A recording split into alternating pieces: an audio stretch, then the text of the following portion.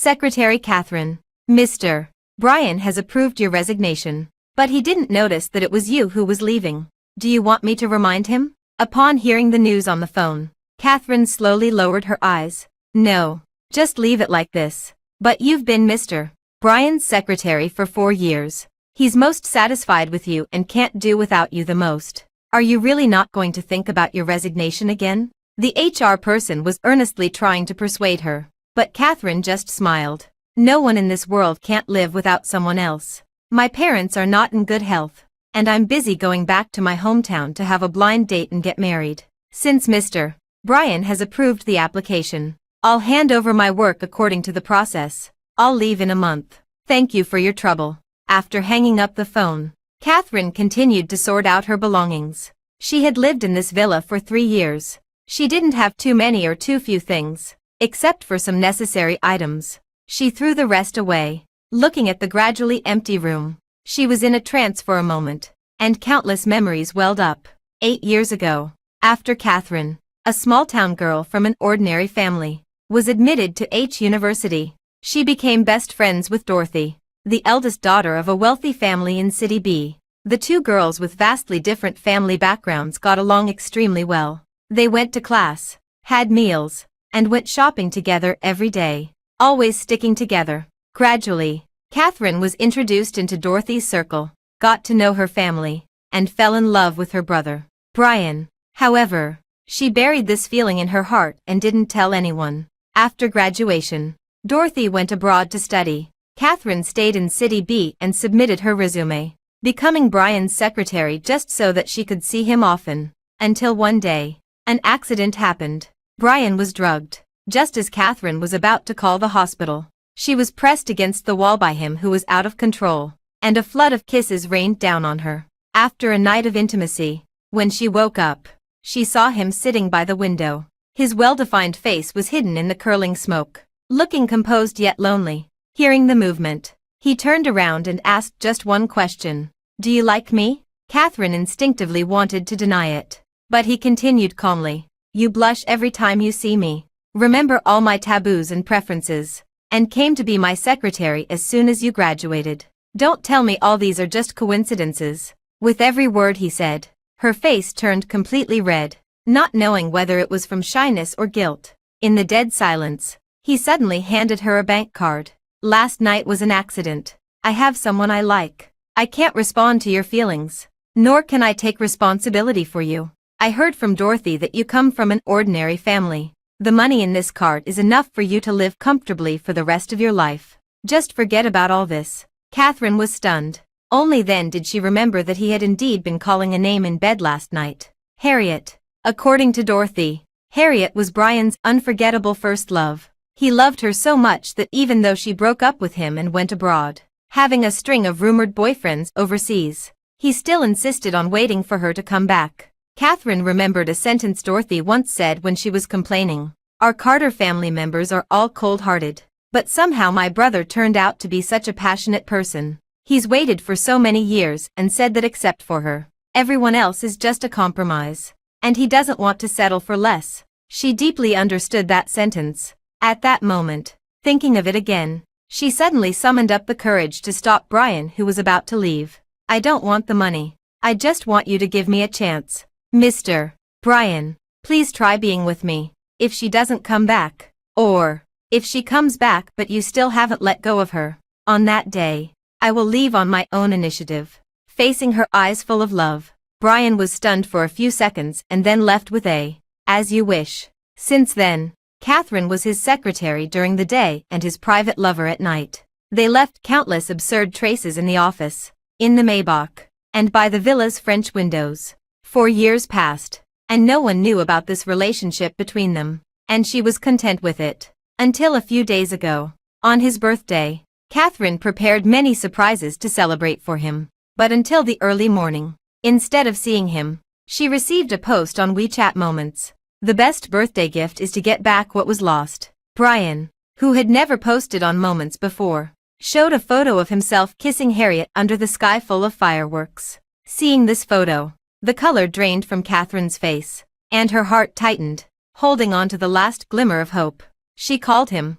It was Harriet who answered the phone. After saying, "Hello," several times and getting no response from Catherine, she started calling Brian. "Brian, who is this Catherine? She called you but isn't saying anything." Moments later, his deep and indifferent voice came through the speaker to Catherine's ears. "An unimportant person. Don't worry about it. Be good and go back to sleep for a while." At that moment, Catherine knew it was time for her to step aside. "Hello, everyone. Welcome to my channel. Subscribe us to read wonderful novels every day." Now the story begins. She packed her things and was about to leave when she bumped into Brian at the door. Since they used to sleep together every day before, for convenience, Catherine lived in his villa. But now, she couldn't stay any longer. Seeing her holding her things, his eyes slightly narrowed. But he didn't try to stop her. "Have you found a place to live?" "Yes. It's still the old rental apartment. I've talked to the landlord, and I'll rent it for a month." Hearing this, Brian frowned slightly. "A month? Why?" Catherine was about to explain, but he didn't seem very interested and said in a deep voice, "I'll give you a ride." She wanted to refuse, but Brian insisted. "It's snowing heavily, and it's very late. If anything happens to you, Dorothy will be sad." Catherine had to get in the car. Once, they had been intimate countless times in this car, but now she could hardly recognize it. There were all kinds of cute dolls in the car. The seat covers had been replaced with Hello Kitty ones, and snacks were placed everywhere. Catherine could hardly imagine that a man as decisive, cold, and abstinent as him would decorate the car like this. Perhaps noticing her gaze, Brian explained, "Harriet likes these." Catherine understood the meaning behind his words. After a long silence, she replied in a low voice, "You've finally waited for her to come back. Mr. Brian, I'm really happy for you." Brian didn't expect her to say this. His eyes darkened slightly, and he didn't say anything more. Halfway through the drive, Harriet called and said she wanted to build a snowman with him. He pulled over, wanting to rush over immediately, but then hesitated as he looked at the person beside him. Catherine knew what he was worried about and took the initiative to open the car door. "Mr. Brian, I'll take a taxi back." Brian gave a hum and got out of the car to help her move her things. Her hand slipped, and the suitcase fell to the ground. He bent down, and by the light of the street lamp, he saw the things scattered on the ground. His body froze for a moment. Love letters with his name on them that had never been sent. Photos of him that she had secretly taken at some unknown time. And things that he had casually thrown away but she had picked up and collected. Catherine's heart skipped a beat, and she hastily picked up the things in a flurry. "Sorry." Brian didn't say anything. He got in the car alone and drove away at high speed. Catherine waited in the snow for a long time but couldn't get a taxi. She wanted to carry the suitcase and walk home, but she was knocked down by an electric scooter. A gash more than 20 centimeters long appeared on her calf, and blood flowed all over the ground. Watching the hit-and-run vehicle drive away, she sucked in a breath of cold air in pain and lay in the snow for a long time before she could recover. After the pain subsided, she limped through the snow for 4 hours before finally returning to the rental apartment. After treating her wound, she turned on her phone and found that Brian had sent her a message after he left. "Don't be so infatuated with someone in the future. There are plenty of men out there.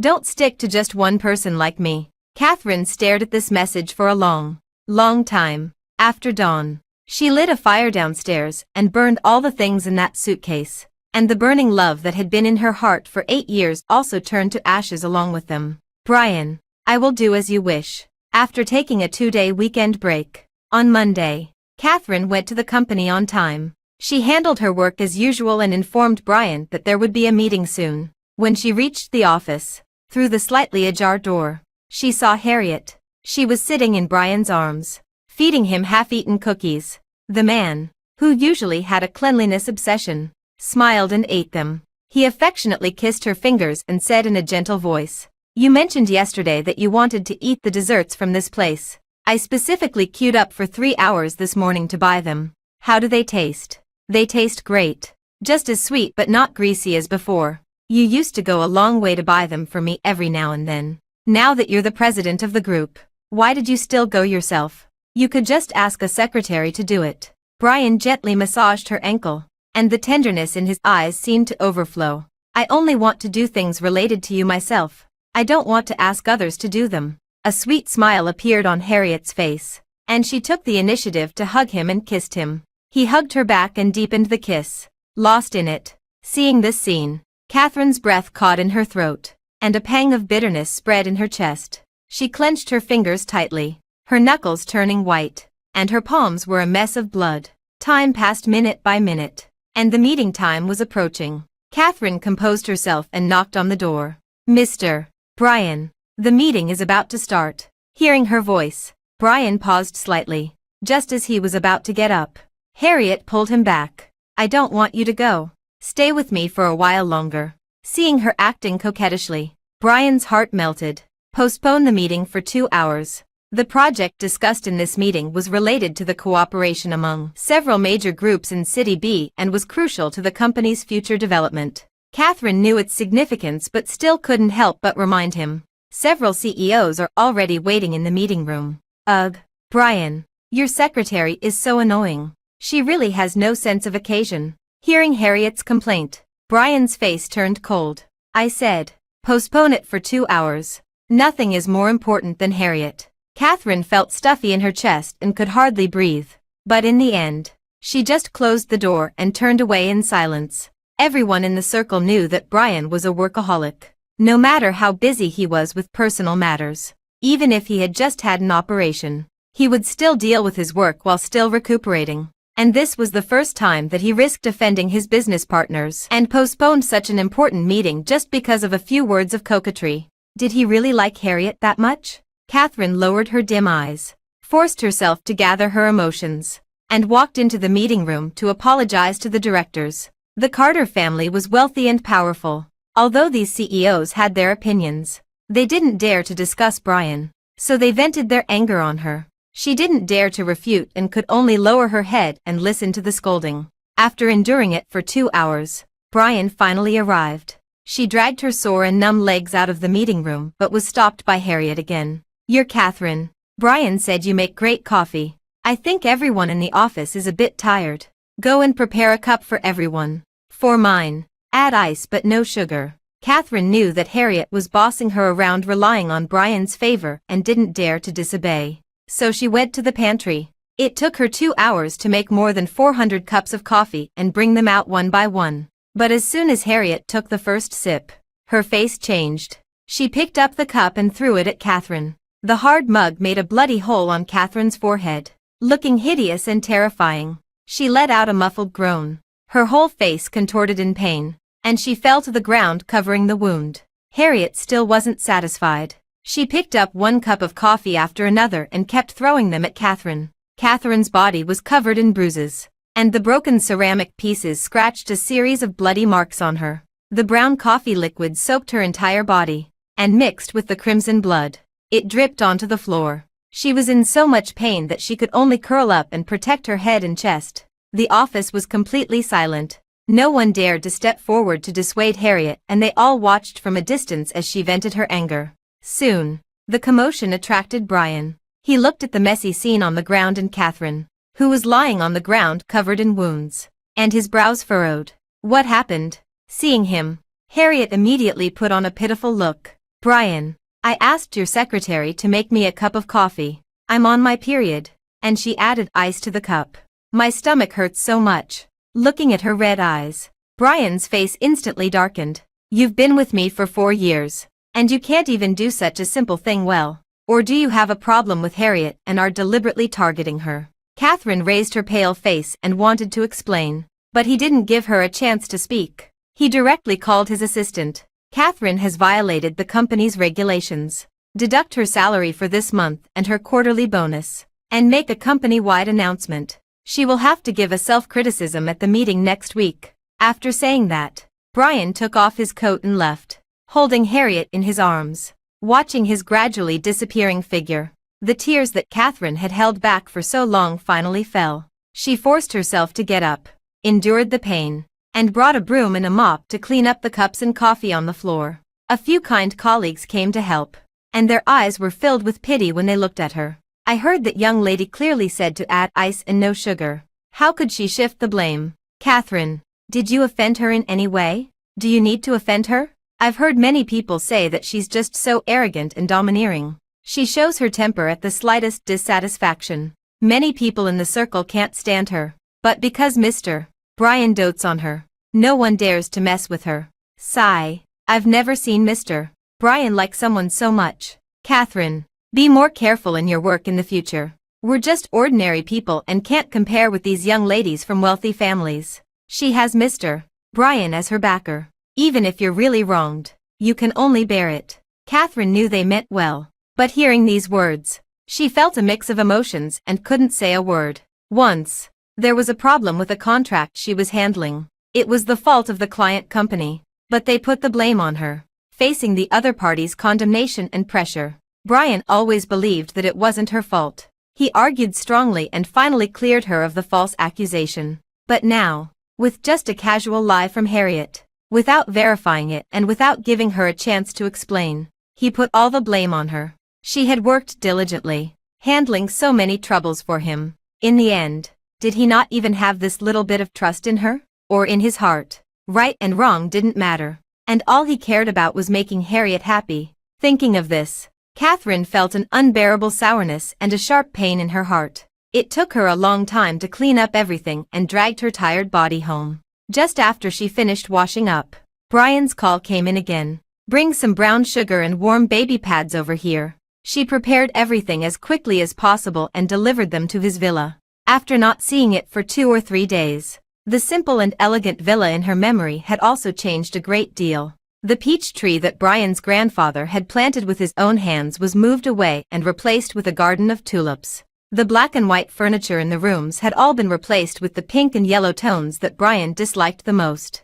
Countless pieces of jewelry, bags, and gifts were placed in the display cabinets. At a glance, it was the style that Harriet liked. Catherine silently looked at all this and walked to the bedroom with the light on and knocked on the door. After a while, Brian opened the door and took the things. Then he looked up at her. After washing off the coffee liquid, the wound on her face looked even more shocking, making him stunned for a moment. Is the injury this serious? Have you been to the hospital? Catherine didn't say anything and shook her head. He pressed his eyebrows, and his tone was rarely gentle. Harriet was just not feeling well and didn't mean to take it out on you. Don't take it to heart. The salary I deducted will be added to your year-end bonus at the end of the year. Go to the hospital later. If it's serious, take a few days off. I'll approve the leave. And you don't need to go through the procedure. No need. I will. Catherine wanted to tell him that she was going to resign at the end of this month. But he didn't listen to the end. Instead, he handed her a card and interrupted her. Be obedient. I still need you to help organize a welcome banquet for Harriet. Take a good rest and get your body in good shape.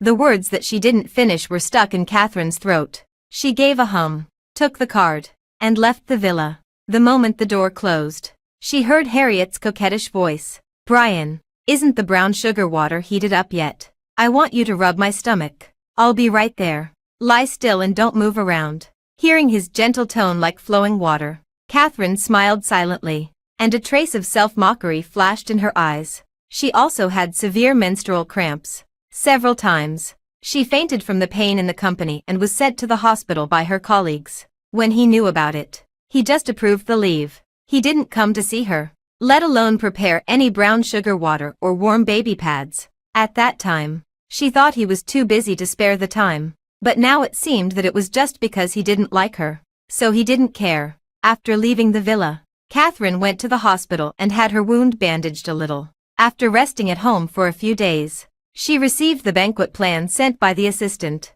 from the selection of flowers to the types of desserts, and then to the attire of the waiters. All the requirements were very strict. Catherine only had 3 days. She could only cheer herself up and prepare for everything. After working hard for a long time, the banquet she prepared officially started at 7 o'clock in the evening. Harriet made an entrance in a high-end custom-made dress, drawing the attention of the whole audience. The guests gathered around to flatter her, making her extremely happy. We haven't seen each other for years, and Miss Harriet is still as noble, elegant, and radiant as she used to be. Such a grand welcome banquet shows that Mr. Brian's love for you has never changed.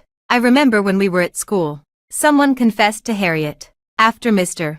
Brian found out, he directly forced the person to transfer schools. He tore up every love letter that was sent. when someone talked about Harriet behind her back. He went to teach those hooligans a lesson and broke their bones. Everyone in the circle knows that Harriet is Mr. Brian's first love and the apple of his eye. Look at the jewelry on Harriet. It must be worth tens of millions. Right. This dress is also a custom-made one. The only one in the world. Mr. Brian has always been willing to spare no expense to make Harriet happy. Catherine stood not far away and listened silently without saying a word. Harriet walked over triumphantly and looked at her with disdain in her eyes. You did a good job with the banquet. But there is a small problem. There is no carpet in the hall. And my dress is dirty. To make up for this mistake, you come and hold up my dress for me. Catherine lowered her head and spoke in a neither humble nor haughty tone. Please wait a moment. There is still carpet in the backstage. I will immediately ask someone to lay it down. Seeing that she dared to refuse, Harriet's face darkened immediately. Brian just came in. Seeing that she was unhappy, he immediately came up to her. What's the matter, Brian? I don't want to dirty my dress. I asked your secretary to hold up my dress for me, but she refused. Is she still holding a grudge against me for what happened last time? Seeing Harriet's aggrieved look, Brian quickly hugged her into his arms and looked at Catherine with a serious expression. It's just a matter of holding up the dress. It's originally your duty. It's not your first day as a secretary. Can't you handle such a small thing? The surrounding guests also started talking, making sarcastic remarks. A secretary dares to show Miss Harriet a bad face. She should know her place. Different people have different fates. The young lady was born to be doted on. For some people, being asked to hold up the dress at a banquet is already a favor. Don't be ungrateful. Hearing these sarcastic remarks, Catherine's eyes dimmed. She suppressed those embarrassing emotions, bent down, and held up the dress. Harriet pulled Brian to wander around upstairs and downstairs, deliberately torturing her. The hem of the dress was inlaid with many pearls. Catherine's hands were sore and numb from holding it up, but she could only endure it. Harriet still didn't let it go. She asked someone to bring a lot of wine and beckoned to her. I don't feel like drinking today, but my friends were kind enough to come to the banquet, and I can't refuse. You drink all this wine for me. I'm allergic to alcohol. Brian, look at her. Just as Catherine was about to explain, Harriet started acting coquettishly. Brian also knew that she was allergic to alcohol, but to make Harriet happy, he could only agree. Don't you always carry your allergy medicine with you? Take the medicine and then drink. There shouldn't be any problem. His tone that brooked no refusal made Catherine's heart sink to the bottom. Her face turned a little paler, and she silently took out the medicine and took a few pills. Soon, a group of people came up with wine glasses to chat. She also picked up the wine and gulped it down her throat, glass after glass. Her stomach was in turmoil, and she couldn't stop the urge to vomit. Her mind was as confused as if filled with paste, and she felt dizzy.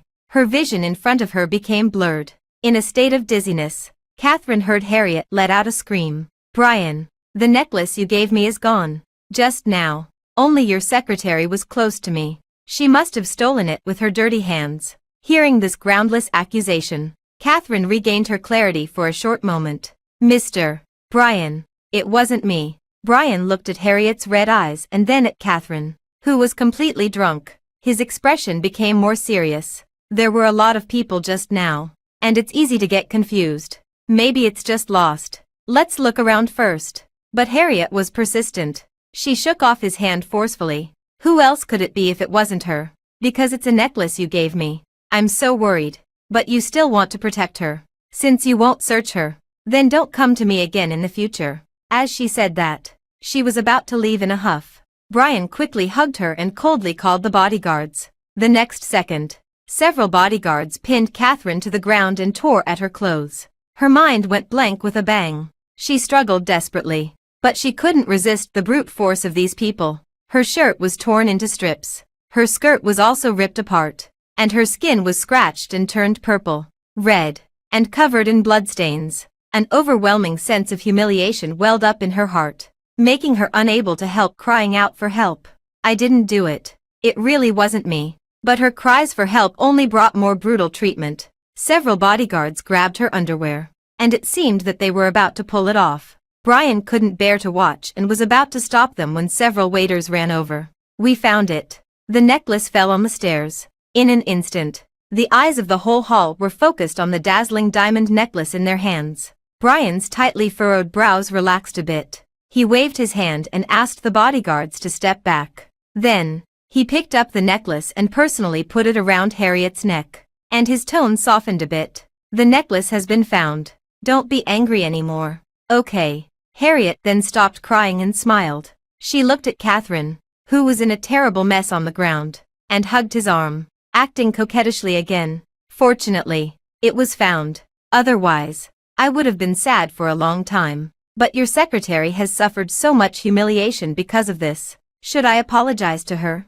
For a moment, the eyes of the whole audience fell on Catherine, who was in disarray. Facing these malicious gazes, she could only curl up into a ball and hug herself tightly. In the midst of endless pain, she heard Brian's cold voice. No need to apologize. She's just a secretary. It's no big deal for her to suffer a little humiliation. This simple sentence was like a sharp blade stabbing into Catherine's chest, making a mess of her heart. Her already broken heart felt as if it was about to be torn apart, making her feel miserable. Her mind was buzzing, and her eyes were left with only a numb emptiness. She didn't know when everyone in the hall had left, leaving only the dazzling lights that clearly illuminated the wounds on her body. She endured the pain and got up, picked up the coat that a kind waiter had thrown beside her, wrapped it around herself, and stumbled away from there. It was pouring rain outside, and she walked into the rain without realizing it. The cold raindrops slapped her face and then slid down one by one, much like tears, but she couldn't shed a single tear anymore. She didn't know where she was going and wandered aimlessly through the streets. After a while, a car stopped beside her. The car window rolled down, revealing Brian's cold and handsome face. Get in the car. Catherine ignored him as if she hadn't heard and dragged her heavy body forward with difficulty in the rain. Brian frowned, and his voice became more forceful. Get in the car. Catherine stopped in her tracks and raised her pale face, which was completely bloodless, to look at him. Don't bother caring about me, Mr. Brian. I'm just a secretary. Her frosty tone made Brian's heart tremble violently. He opened the car door, walked up to her in the rain, and tightly grasped her hand. I didn't handle things well tonight, but I've already lost Harriet once, and I can't afford to lose her a second time. I will find a way to make up for the humiliation you've suffered. Don't be angry with me because of this. This time, Catherine didn't compromise anymore. She used up her last bit of strength to break free from his grip, took a few steps back, and her voice was as lifeless as still water. You're joking, Mr. Brian. How dare an ordinary person like me be angry with you and Miss Harriet, a young lady and a young master? I was too naive and ridiculous before and couldn't see my own position clearly. From now on, I will always remember that I'm just a secretary and won't bother your life anymore. Are you satisfied? Can you let me go now? The more she said this, the angrier Brian became. His face turned cold, and his emotions were already out of control. You clearly know that's not what I meant. I've never looked down on you. I said those things just to appease Harriet. In my heart, you and Dorothy. She didn't hear a word of what he said next. The scene in front of her became more and more blurred, and her eyelids felt as heavy as if filled with lead and drooped down. All her strength was exhausted, and she tilted her body and lost consciousness. I don't know how long it had passed. When Catherine opened her eyes again, she found herself in the hospital. Her wet clothes had been changed. The wounds on her body had been treated and bandaged, and there were medicine and hot water placed by the bedside. The nurse was adjusting the drip. When she saw that Catherine was awake, she gave a kind smile. You're awake. Your boyfriend stayed by your side all night yesterday and just left. Catherine opened her dry lips, and her voice was extremely hoarse. He's not my boyfriend. He never was. Her relationship with Brian had just been an accident from the very beginning. Except for the identity of a secretary, he had never admitted any other relationship between them. In the past, she had deceived herself and fantasized about the future. But now, she just wanted to wake herself up, then leave here forever and never come back. After staying in the hospital for a few days, Brian didn't come again. He just asked the assistant to send a message, telling her to rest assured and recuperate and go back to work when she was better. Catherine didn't wrong herself anymore. She didn't leave the hospital until she had completely recovered her overworked body. During this period, the company's small group was very lively, and everyone was discussing things about Brian and Harriet. He booked Disney for a week to celebrate her birthday, and the gorgeous fireworks burned for 3 days without stopping. He took her to the family banquet and gave her the bracelet that was only passed down to the daughter-in-law. He bought a piece of land and planned to build a private ski resort, and the name was closely related to Harriet. Catherine quietly looked at these messages, and there was no ripple in her heart anymore. After being discharged from the hospital, she clocked in for work as usual and was meticulous in her work. However, when it came to matters that needed Brian's attention, she would entrust them to other colleagues of the secretariat. After finally having a quiet week, Brian called her again. After she delivered the documents he wanted, she was about to leave but was stopped. "I'm going to a meeting. Harriet doesn't like eating alone. You stay here and keep her company." Her face froze. Just as she was about to refuse, Harriet habitually started ordering her around. "I like eating shrimp. Peel a plate for me first." Brian closed the door of the study, and Catherine could only swallow her words and walk to the dining table. After peeling a plate of shrimp, Harriet asked someone to bring a large plate of walnuts and jackfruits. "I also want to have some fruit after the meal. There are no tools here. You can do it with your bare hands." Looking at the hard nutshells and sharp thorns, Catherine's heart sank. She knew that Harriet was deliberately trying to torture her, but she could only do as she was told. After peeling the walnuts and opening the jackfruit, both of her hands were pricked and bleeding profusely. Harriet still wouldn't let her go and forced her to go to the kitchen to bring out the soup. The soup that had just been cooked on the stove burned her hands red. She was in so much pain that she couldn't hold it anymore. Her hand slipped, and the boiling soup spilled all over her. As the steam rose, within seconds, several blisters appeared on her hands. The searing pain came, and she bit her lip hard to hold back the groans of pain. Seeing Catherine falling to the ground, Harriet was overjoyed. The next second, seeing the door of the study open, she immediately put away her smile and began to scold her hypocritically. "I heard from Brian that you're capable. How can you not even carry a bowl of soup properly and spill it?" Scalding my hand. Hearing this, Brian immediately became nervous and ran over in big strides. "Where were you scalded? Let me see. Does it hurt?" Harriet raised the hand that she had just pinched red for him to see and squeezed out 2 tears. A few drops splashed on it. "I don't know if it will leave a scar. How do you do things?" Harriet has been pampered since she was a child and has never been hurt. "You scalded her just by carrying a bowl of soup. Don't you know to stay away?" Brian's face darkened, and he couldn't help scolding Catherine a few words. But when he saw the injuries on her body, he couldn't say anything too harsh. He could only pick up Harriet and go to deal with the injury. Before going out, seeing that she was still standing there in a daze, he called her in a deep voice. "You go to the hospital with us and get treated together." Catherine could only endure the pain and get in the car. On the way, Brian drove very fast. Harriet didn't want him to find out that she was faking it, so she cried out in pain from time to time. He felt so sad that he would look at her sideways every once in a while, with his attention extremely distracted. He didn't see the sports car speeding towards them. With a bang, the 2 cars collided head-on. Under the strong inertia, Catherine's body uncontrollably hit the car door. It felt as if her internal organs had shifted, and intense pain came from all over her body. Gurgling blood welled up, dyeing her world bright red. Her body couldn't stop trembling. She barely opened her eyes and saw Brian carrying Harriet out of the car. The sound of the ambulance came from a distance. In a daze, she heard 2 urgent voices. "Sir, this lady has just fainted from excessive shock. The injured person in the back seat is bleeding heavily and is more seriously injured. If she's not sent to the hospital in time, there may be a life-threatening danger." "No, we must send Harriet to the hospital first. I will never let anything happen to her. Nothing else is more important than her safety." Brian's impatient and panicked roar became the last sound Catherine heard before she fell into a coma. The boundless darkness surged up and completely engulfed her. Catherine felt as if she had a very long nightmare. After waking up from the dream, she opened her eyes and saw Dorothy with red eyes. "Catherine, I just got back to the country and heard that you had an accident and were hospitalized. The doctor said you had a massive hemorrhage and almost couldn't be saved. I was so scared." Seeing her, all the grievances that Catherine had suppressed in her heart welled up. Her eyes turned red, and she couldn't hold back anymore and hugged her. "Don't be afraid. I'm okay. The two sisters didn't know how long they hugged each other. Then Dorothy poured a glass of water and fed it to her. Remembering the doctor's instructions, she started talking about some light topics. Have you been happy in the country these past few years? Has my brother bullied you? Didn't you have a boyfriend? When are you going to introduce him to me? I have to examine him carefully. If he treats you badly, I won't agree to you being together. Catherine's expression froze. Mr. Brian is strict in separating public and private affairs and hasn't bullied me. The boyfriend. We've already broken up.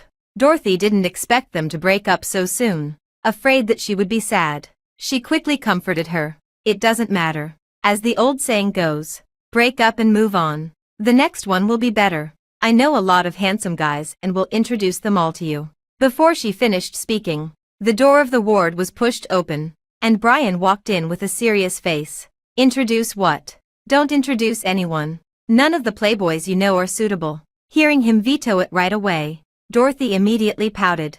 What playboys? Brother, don't talk nonsense. Okay, those people have only had 2 or 3 girlfriends. Do you think everyone is as affectionate as you? Sticking to Harriet. Besides, I'm introducing a boyfriend to my sister. Why do you have to interfere in this? Hearing this, a surge of anger rose in Brian's heart, and his tone was filled with anger. I said no introduction means no introduction. Feelings can't be forced. Don't play matchmaker randomly. Yes, feelings can't be forced. It was a pity that it took her 4 years to understand this truth. Catherine smiled silently, pulled Dorothy's hand, and looked at him calmly. Dorothy was just joking. Mr. Brian, is there anything you want to talk about? Seeing that she was safe and sound, Brian relaxed a little. He instinctively wanted to say that he came to see her, but when the words came to his mouth, he changed the meaning. It's nothing. Dorothy heard that you had an accident and came to the hospital as soon as she got off the plane. I came to take her home and stopped by to see you. Okay, brother, I'll go home tonight. You can leave now. Catherine is seriously injured, so you're not allowed to assign her any work. After Dorothy finished speaking, she drove him out. Only the two sisters were left in the room, and Dorothy started speaking well of Brian again. Don't think my brother is fierce. He treats you very well. The nurse said that you were on the verge of death yesterday, and it was him who transferred blood from all over the city to save you. Hearing this, Catherine was stunned for a moment, but after a moment, she regained her clarity. He transferred blood from all over the city, just didn't want her to die. However, between her and Harriet, if one of them had to die, that person would definitely be her. So, she wouldn't have any illusions about him anymore. In the last few days in City B, Catherine has been recuperating in the hospital. When the nurses came to do the rounds, they would occasionally mention things about the VIP ward upstairs. It is said that the president of Brian's group has booked the whole floor and even invited those retired professors in City B to take care of his girlfriend. I've seen it several times. Mr. Brian personally brought tea and water to his girlfriend, bought a lot of jewelry and gifts to make her happy, stayed by the bedside all night without sleeping. He's so doting. Catherine listened to these gossips silently and raised her hand to touch her chest. There was no feeling there, just a slightly slow heartbeat. It seemed that the wound in her heart was about to heal. On the day she was discharged from the hospital, Dorothy had planned to pick her up but was held up by things at home. Catherine soothed her a few words and left the hospital alone and went back to the company. Today was her last day at work, and she went through the resignation process as required. She was holding a box and was about to leave when she met Harriet at the elevator entrance, holding a cup of coffee. She deliberately bumped into Catherine. Don't you watch where you're going? You've stained my dress, time and time again. Are you doing it on purpose? Harriet staged this act and then called the bodyguards, asking them to force her to kneel at the entrance of the company headquarters to apologize. Catherine refused to give in, but she went even further and poured the remaining half cup of coffee on her face. What are you looking at? Are you not convinced? I'm telling you, Brian only has me in his heart. No matter what I do, he will go along with me, not to mention punishing you. A mere secretary. After saying these words arrogantly, she left with a haughty look on her face. The bodyguards dragged Catherine downstairs and forced her to kneel on the ground. She kept struggling but couldn't break free and could only try to reason with them. I've already resigned and am no longer Brian's secretary. What right do you have to force me to kneel as punishment? The bodyguards were completely unmoved and their tone was extremely cold. Mr. Brian has ordered that Miss Harriet's will is his will. No matter what request she makes, we must comply. Secretary Catherine, save these words for Mr. Brian. These words completely blocked the words that Catherine hadn't finished. She knew that no matter how much she said, they wouldn't listen, so she gave up struggling. Colleagues and passers-by who came and went saw her and were secretly discussing, and some were even taking photos. In the cold winter, she knelt outside for a full 7 hours, and her knees were skinned. Her face turned purple from the cold, and she kept shivering. She managed to hold on with her willpower. As it was almost time to get off work, Catherine's consciousness was already a bit confused. Suddenly, she heard someone calling her name. She forced herself to look up and saw Dorothy running towards her. Catherine, you just got out of the hospital. Why are you kneeling here? Who is deliberately torturing you? Catherine's throat was dry, and she instinctively said, "It's Harriet." Hearing this name, Dorothy was filled with anger. She supported her and rushed into Brian's office. "Harriet, don't push people too far. Catherine didn't offend you. Why did you make her kneel as punishment? She's my brother's secretary and has nothing to do with you. Who do you think you are? Acting like the president's wife here." Brian was also in the office. Seeing Catherine's embarrassed appearance, he frowned. Just as he was about to ask what had happened, Harriet threw herself into his arms. "Brian, I didn't do it. I have no grudges against Secretary Catherine. How could I suddenly punish her to kneel? I don't know where I offended her that she would slander me like this." Hearing Harriet's false accusation, Dorothy was so angry that she directly rushed up to Harriet and slapped her. "You're lying. Catherine never lies." Harriet had never been treated like this in her life. She covered her face and burst into tears. "Brian, your secretary slandered me like this. And now even your sister is helping her bully me. Fine. You're a family, and we're breaking up." Hearing these words, Brian's expression panicked, and then he stood up with a cold face and slapped Dorothy. "Enough. Dorothy, how long are you going to make a scene? Harriet is your sister-in-law." Then, he looked at Catherine coldly again. "Why are you slandering Harriet for no reason? If there's a next time, you don't have to be a secretary anymore." Dorothy covered her face and looked at her brother in shock. Catherine regretted involving her and quickly pulled her away. Dorothy was still angry and wanted to go back and argue for her. Catherine had no choice but to tell her the news that she had already resigned and planned to leave City B. She shook her head and told her with a choke in her voice. Hearing that she was leaving, Dorothy was both reluctant and sad. She didn't care about causing trouble anymore and hugged her and cried, begging her not to go. Catherine just stroked her back with red eyes. "Dorothy, all good things must come to an end." Dorothy cried even harder. On the last day in City B, the two sisters went to have a meal together, feeling a lot of emotion. At night, Dorothy didn't go back either and squeezed into the small rental room with her. Catherine repeatedly assured her that even if she went home, she would contact her every day. If she had a blind date partner she liked, she would tell her immediately. The two of them talked all night, chatting about the past, the present, and the future. When it was dawn, she personally sent Catherine to the airport. When the two of them were saying goodbye reluctantly, a message from Brian came, asking where Dorothy was. She was still resentful about what had happened last night and was about to call and scold him when Catherine quickly stopped her. "Forget it, Dorothy. Let the past be the past. Don't have any more conflicts with Harriet for my sake. After all, your brother really loves her. In the future, she will be your sister-in-law, and you should get along well with her." Hearing this, Dorothy's eyes turned red again. Soon, it was time to board the plane. She waved goodbye to Dorothy and turned to enter the boarding gate. Before getting on the plane, she sent Brian one last message. 8 years of secret love and 4 years of absurdity. It all ends here.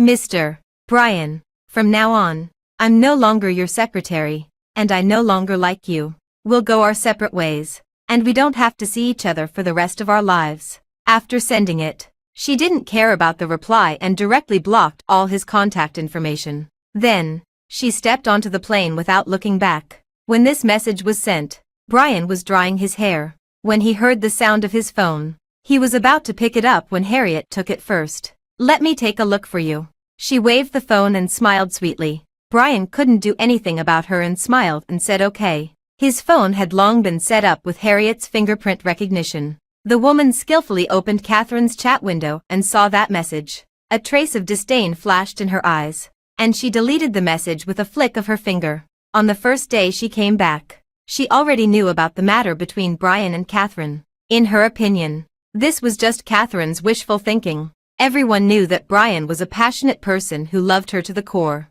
How could he like someone else? After deleting that message, she also saw a lot of work emails from business partners, and she deleted them all together.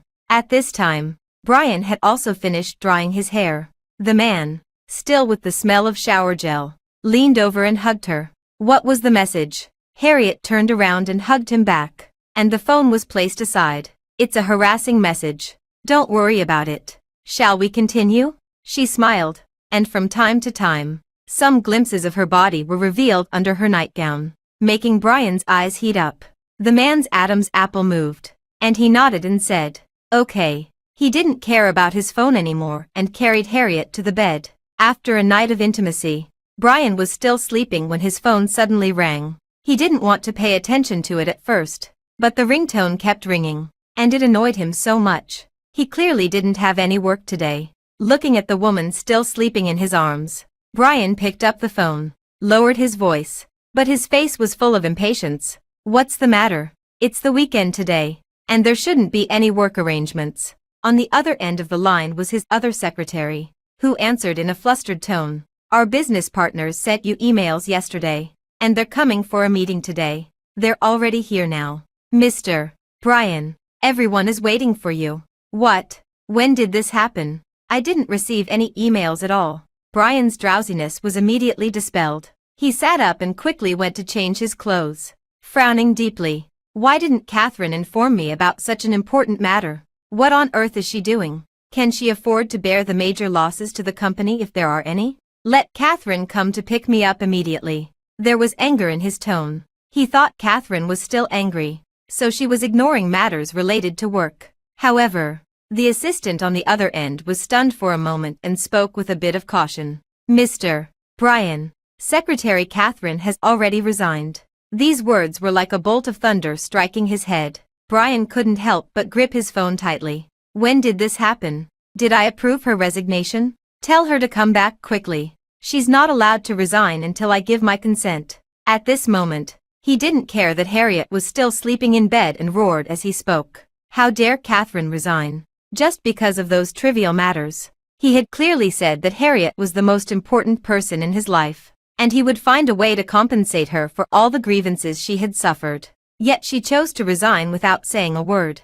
The man's eyes darkened. He was obviously extremely angry, scaring the secretary on the other end of the phone so much that she was trembling and dared not speak. Just as his patience was about to run out, a slender arm wrapped around his waist. "What's wrong, Brian?" It was Harriet. She spoke softly as if she had just been woken up. Seeing her like this, Brian couldn't help but soften his voice. "It's a work matter. You don't need to worry about it. Go back to sleep." He planned to go to the company, no matter what. The business partners couldn't be offended, but Harriet hugged him and acted coquettishly without caring. "Stay and sleep with me. It's still early. Brian, don't leave me, okay?" Her gentle words made his Adam's apple move, and he thought of what had happened last night. He couldn't help but hug Harriet into his arms and lie back on the bed. By the time he had coaxed her to sleep, half an hour had passed, and his phone was full of calls from his secretary. His eyes darkened, and he replied to the message. "Reschedule today's meeting for the afternoon. Soon." The secretary replied to him. "Mr. Brian, the people have already left, and the contract has fallen through." His heart tightened, but then looking at the sweet sleeping face of the person in his arms, he felt that it was all worth it. He raised the corners of his mouth and then dropped them, remembering what was weird that the secretary had said. Brian clicked into his email. There were no new emails. He remembered that Harriet had looked at his phone last night. With a trace of expectation, he clicked into the recycle bin, and then his face turned pale, and he gritted his teeth. In the recycle bin, there were indeed several emails sent by business partners, and the time was exactly when he hadn't had time to look at his phone last night.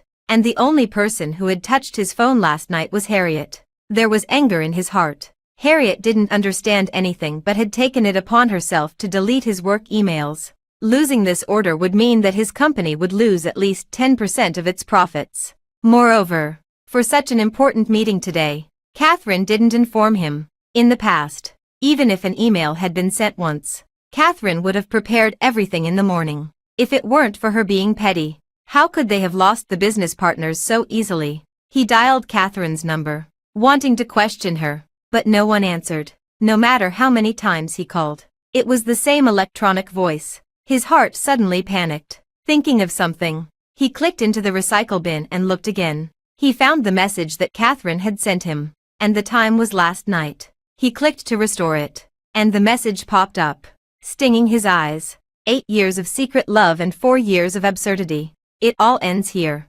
Mr. Brian, from now on, I'm no longer your secretary, and I no longer like you. We'll go our separate ways, and we don't have to see each other for the rest of our lives. Somehow, upon seeing this message, he should have felt relieved. Catherine finally no longer liked him.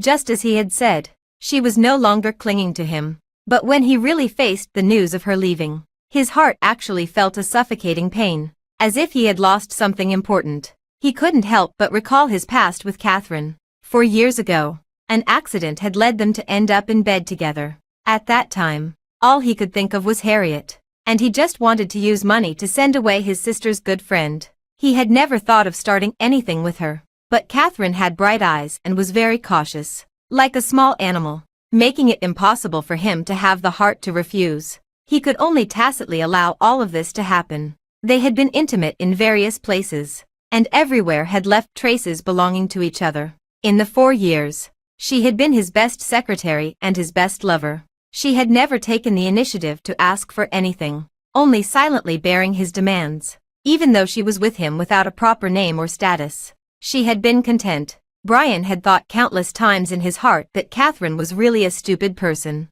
With just a little bit of kindness, she had given her all. He had told her not to dream of a future with him, that he would only belong to Harriet. Now that he had finally gotten rid of this little tale as he had wished, why wasn't he as happy as he had thought he would be? He looked at that message for a long time. Finally, he didn't pay any more attention to it. If Catherine had left, then let her leave. This was the path they should each take. He put down his phone, stopped looking at it, and comfortably hugged Harriet to continue sleeping. To suppress that uncomfortable feeling in his heart, he pushed his work back for several days and accompanied Harriet to have fun. No matter what jewelry or high-end custom-made dresses she took a fancy to, he bought them without hesitation. But the more he did this, the more uneasy he felt, and a lingering sense of irritability always lingered between his brows. Harriet didn't notice this at all and threw herself wholeheartedly into having fun. While waiting for her, Brian couldn't help but take out his phone and click on the chat window with Catherine. The last chat had been a month ago. Since Harriet had come back, he hadn't contacted her at all. An impulse welled up in his heart, and his fingers slowly typed and sent a message. You can come back and continue being my secretary at any time. The step he thought he was offering was blocked by a bright red exclamation mark and didn't reach that person. This was the first time in all these years that Catherine had blocked him. Brian's hand trembled a little, and he stared fixedly at the screen until Harriet came back. Brian, sorry to keep you waiting. Shall we go see the aurora tomorrow? The woman had changed into a beautiful dress and was hugging his arm and acting coquettishly. He turned off his phone and didn't show any abnormality. But he also had no intention of admiring her beauty. I should go back to the company tomorrow. I haven't been there for so long, and there's a lot of official business piled up. How about I accompany you to have fun after I deal with it? As the president of the company, there were already many major decisions to be made and important meetings waiting for him. It was already a stretch for him to spare these few days in order to accompany Harriet. His company had been incurring losses during this period. The woman frowned and was obviously a bit unhappy, so she could only pout. Okay, but I want to go with you. I'll help you. Brian. Harriet smiled, making him feel a little sweeter in his heart and forgetting about Catherine. When he arrived at the company, several secretaries immediately surrounded him. Mr. Brian, you're finally here. This is the profit and loss situation of the company during this period. These are the business partners who want to cancel the cooperation with us. The situation is very urgent. And this is the personnel turnover situation of the company during this period.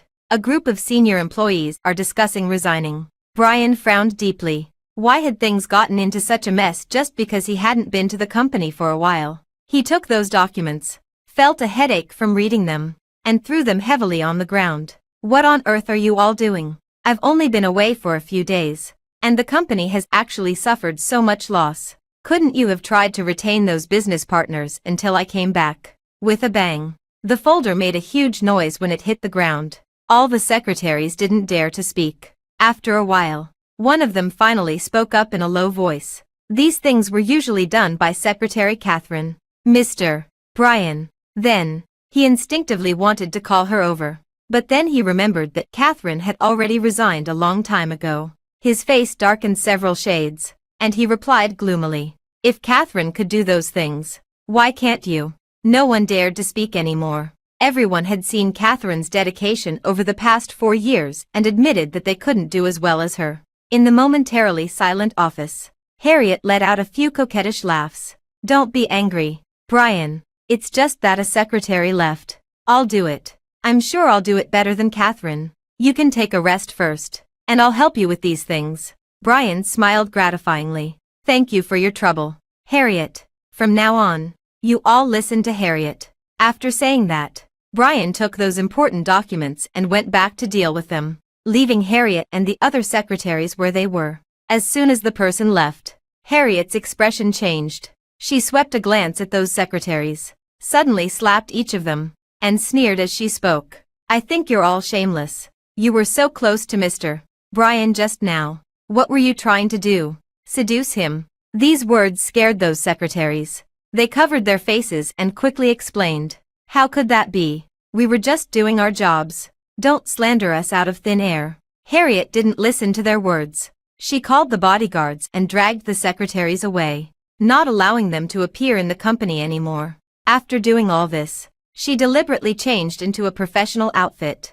Her thighs were wrapped in black stockings, and she wore a tight-fitting pencil skirt that barely reached the top of her thighs. With a slight bend, everything could be seen at a glance. She knocked on the office door. After getting Brian's response, she swayed her waist and walked in. "Mr. Brian," she spoke in a seductive tone, with her eyes full of charm. But now there were too many company affairs, and Brian didn't have the intention to be intimate. He called out in a low voice and frowned slightly. "Harriet, why are you dressed like this? It's too busy now. Let's focus on work first." "Okay." Ignoring Brian's refusal, Harriet sat on the man's lap, revealing all her charm. "We can be busy later, Brian." As she said that, the woman's arms wrapped around him, and she leaned against Brian's arms as if her bones were boneless. His Adam's apple moved, and he couldn't resist the temptation. He picked Harriet up and placed her on the desk, and a burning kiss fell. It was only at noon that the two of them stopped.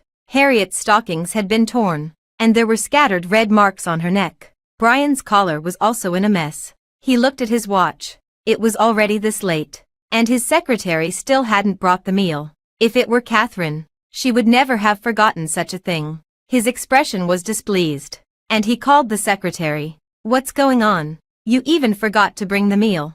Do you all not want to work anymore?" "Mr. Brian, we've all been driven out by Miss Harriet. After thinking about it, we think it's better to end our work here. We don't have the same tolerance as Secretary Catherine and can't keep enduring it." The secretary blurted out, and there was helplessness in her tone.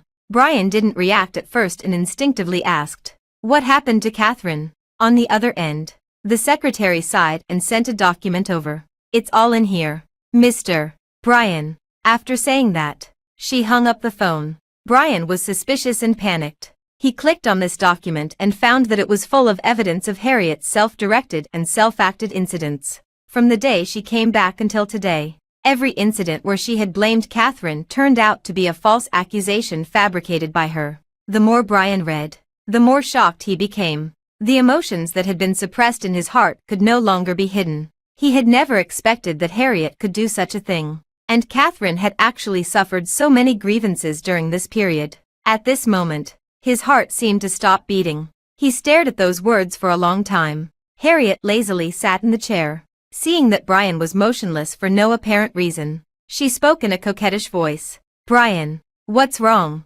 Didn't you say you were going to ask someone to bring the meal?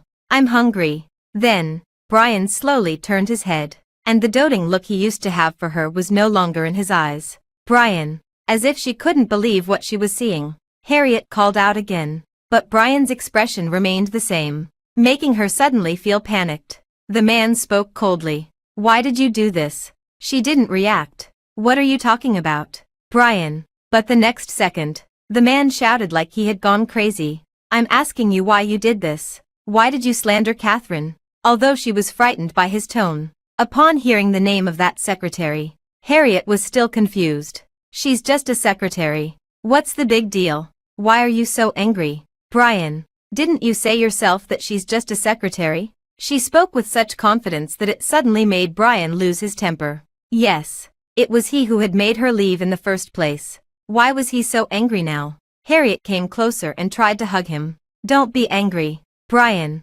Let's go have a meal. But hearing that coquettish voice, Brian felt more and more irritable. All he could think of was Catherine's wronged face. He had actually chosen to hurt her time and time again instead of believing in her. How sad must she have been at that time? The more he thought about it, the more he felt out of breath. He didn't even have the patience to put on a good face and pushed Harriet away. You can go and eat by yourself if you want. I'm not in the mood right now. He didn't push hard, and the woman took a few steps back, but her face was full of disbelief. The man who had been obedient to her these days had actually pushed her away for someone else. And that person was Catherine, a secretary who had already resigned. Harriet's emotions suddenly exploded. Brian, what are you doing? You're treating me like this for Catherine, a secretary. Are you going to break up with me and chase that secretary back next? Harriet's words made Brian feel extremely uncomfortable.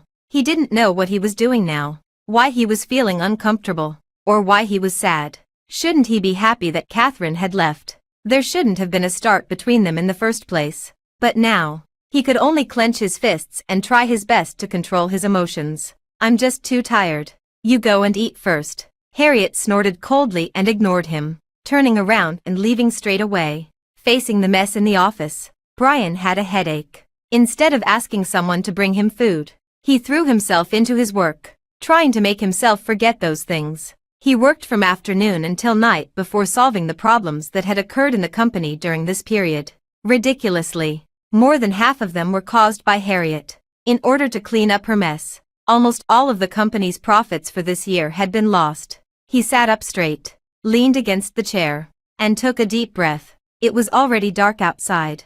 He looked at his phone again, and there were no messages. His heart felt empty, and an indescribable sense of fatigue and loneliness welled up in him. He was the only one left in the company now, and he couldn't help but speak. Catherine. This was the first time he had called out her name since she left. These 3 words seemed to have a magic spell. Once uttered, he couldn't help but think of more things about her. No matter how late it was, she would always accompany him to work and arrange everything in an orderly manner. They would be intimate in front of the floor-to-ceiling windows in the office.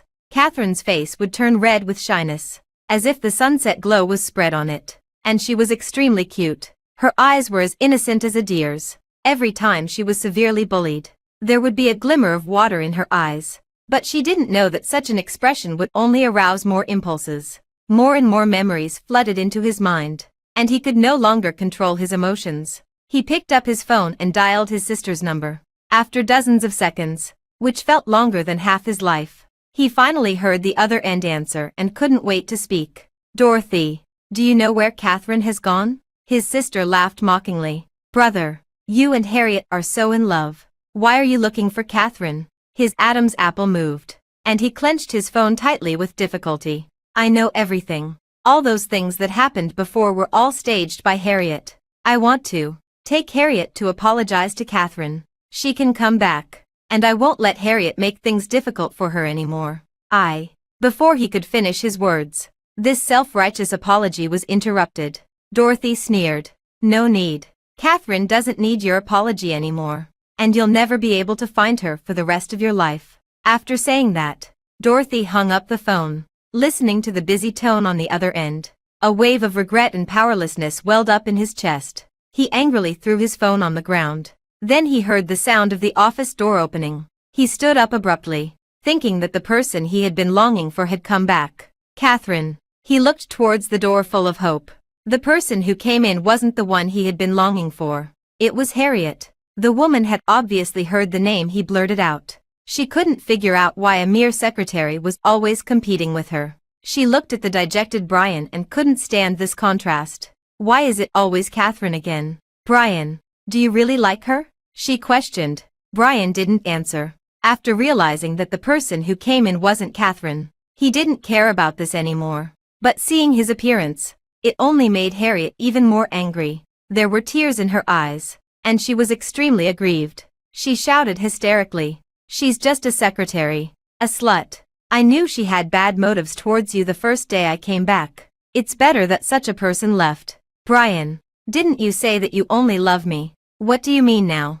Do you love her? Facing Harriet's continuous questioning, Brian's mind was in a mess, and he remained silent. But Harriet was used to a life of being doted on. The more she was ignored, the more she hated Catherine. She viciously threw the things on the desk. "I heard you just now. You asked where Catherine was. You still want to find her and bring her back. You do love her." Reaching the limit of his patience, the look in Brian's eyes when he looked at Harriet no longer had the love he used to have. He completely didn't understand why he had liked such a person. She was unreasonable, willful, and even forced Catherine to leave. Thinking of this, Brian couldn't hold back anymore. His eyes red. He replied, "So what if I've fallen in love with Catherine? Do you know what you've done during this period?" Once he started, he couldn't hold back his anger. Brian stepped closer. "You sent away all my secretaries and deleted the work emails on my phone without permission, causing several business partners to want to terminate the cooperation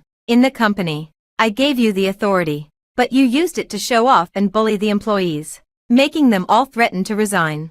Do you know how much profit you've caused my company to lose these days? I can let all of that go. But why did you force Catherine to leave? You framed her again and again, which made her unable to bear it and leave me. You're right. I do like Catherine. I've fallen in love with her. You were gone for so long, and it was Catherine who accompanied me these past few years. Harriet, what right do you have to talk about her?" He roared, his eyes extremely dark, scaring Harriet. She couldn't help but tremble, and tears welled up in her eyes. But she still insisted.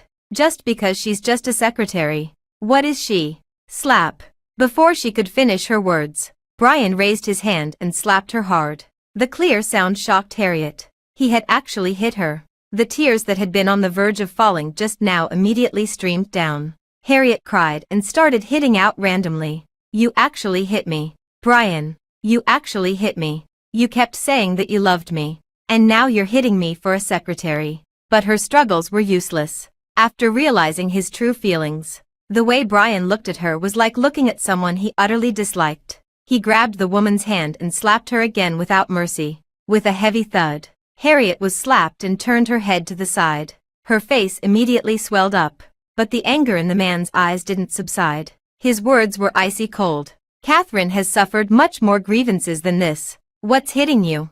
I want you to apologize to Catherine." The man's eyes were cold. If he had been a little soft-hearted towards her before, now there was no hesitation left. Now he only felt disgusted by her. He couldn't believe that he had done so many things for her and had been hurting Catherine all along. Brian's fingers clenched tightly, and his expression was filled with a chilling aura, making Harriet feel afraid. She had never seen Brian like this before. He had always been so good to her and had always fulfilled her every wish. It was all because of that woman, Catherine. Harriet's eyes were filled with venom, and she wished she could tear Catherine to pieces. Brian naturally saw this. He only hated himself for seeing her true face so late and letting Catherine suffer so many grievances for no reason. He gave a cold laugh, which was terrifying. It's time to pay everything back to Catherine now. As he said that, he grabbed her and tried to drag her out.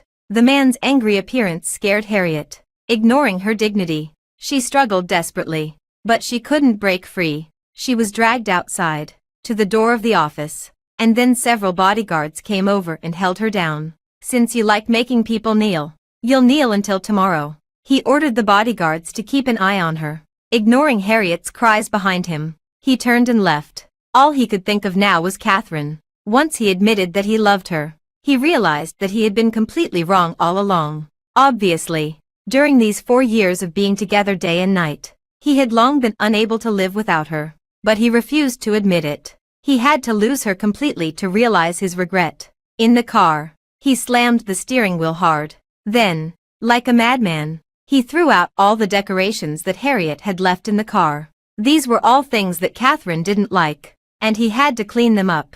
Whether it was the dolls in the car, the cushions, or the snacks he had specially bought, he threw them out regardless. But no matter how he looked at it, there were no more memories of him and Catherine in this car. Obviously, they had been intimate in the car so many times, but he couldn't find a single trace of her. At this moment, Brian finally understood what it meant to feel a pain in his heart like being cut by a knife. He couldn't stand it anymore. He smashed his car until it was unrecognizable, venting his inner anger. Then he drove another car back to the villa. Even here, it was the same. Everything had been changed to the style that Harriet liked. She had only been back for a short month, and she had actually overshadowed Catherine's 4-year presence. Brian's eyes were red. Standing in the villa, he felt out of breath. Those glaring pink colors were like knives cutting at his heart one by one. He desperately searched for the things that Catherine had left behind.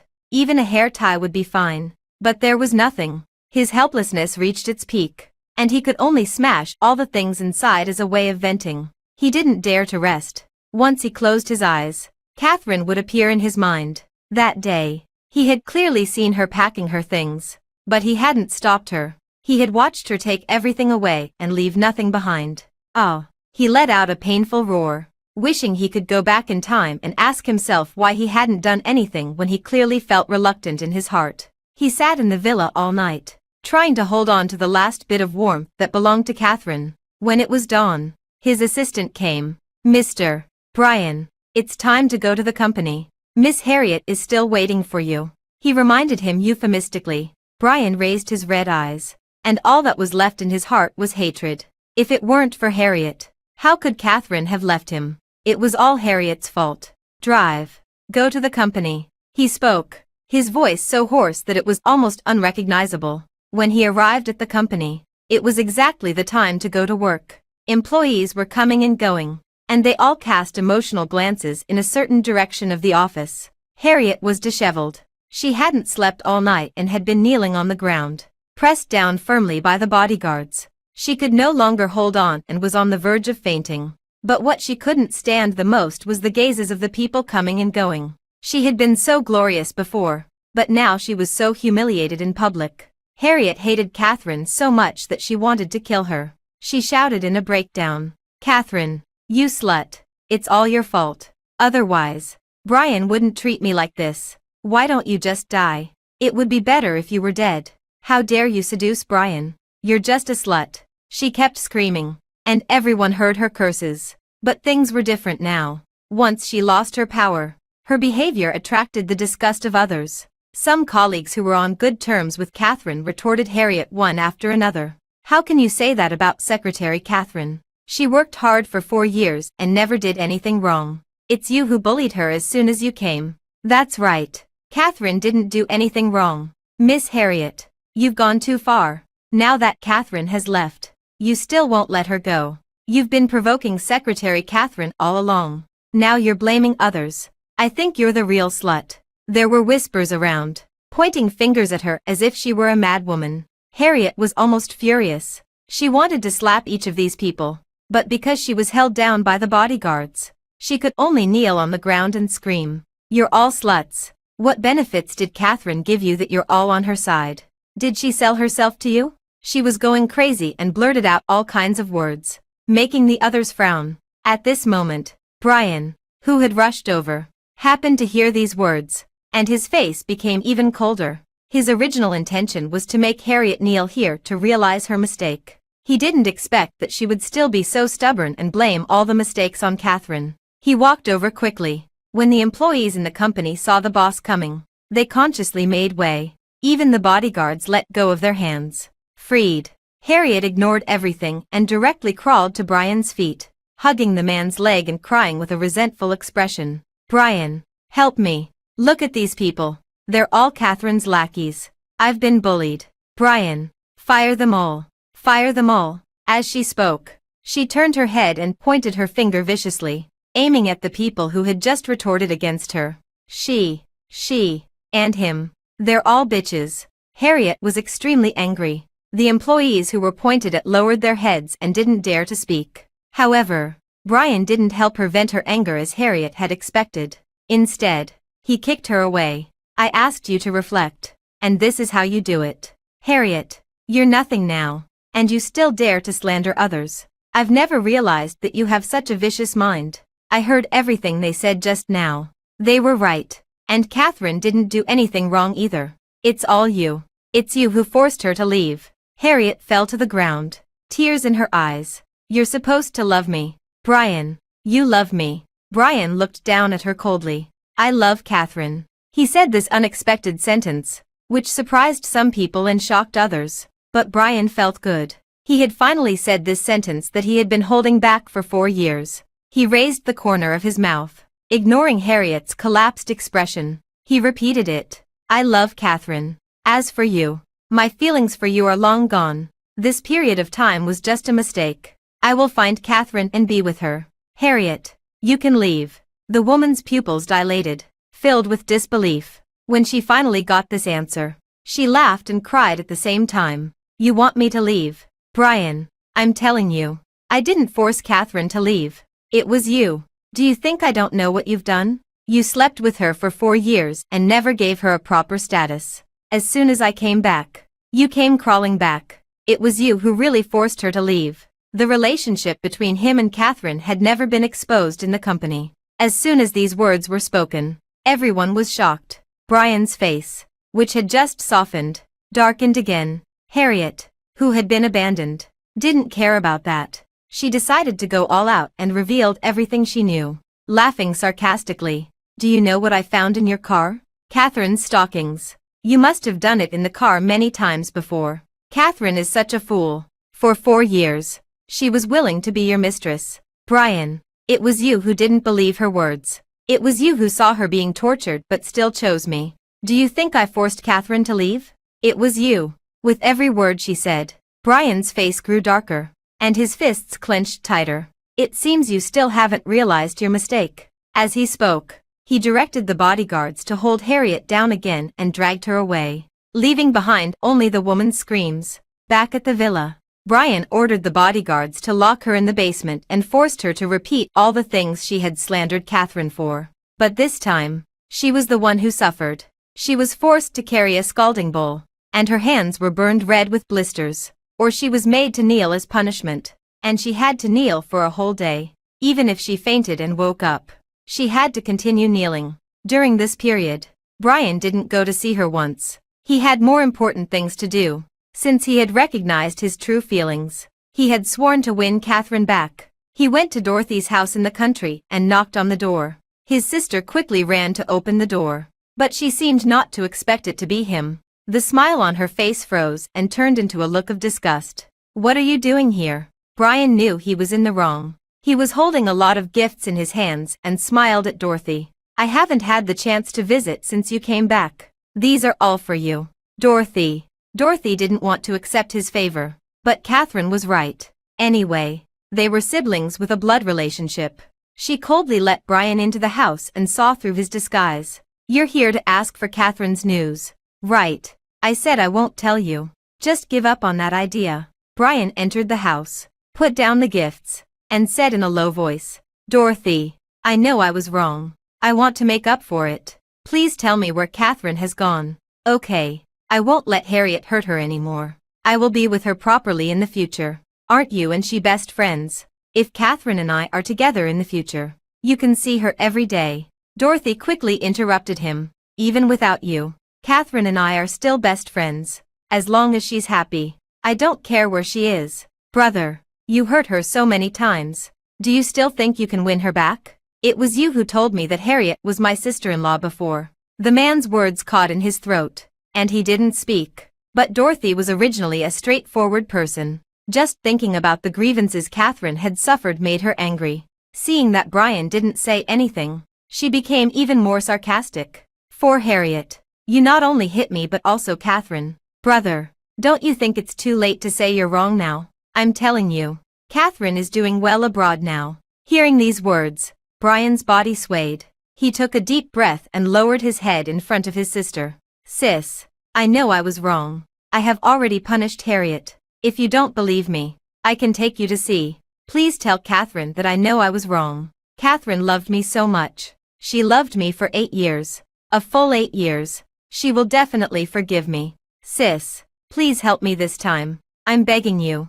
As he spoke, it got faster and faster, as if something was chasing him. His eyes were also red. But these words sounded ridiculous to Dorothy. She thought her brother was so ridiculous for the first time. You also know that she loved you for 8 years. Then how did you treat her? You treated her as a lover, a tool, a pet that you could call and dismiss at will. It was you who exhausted her love. Now that Catherine has left and you know you were wrong. Brother, she's also a person, and she can feel pain too. Hearing his sister's words, Brian felt even more regret in his heart. His voice was hoarse. His eyes were red, and he knelt down directly. Dorothy, at least let me see Catherine once.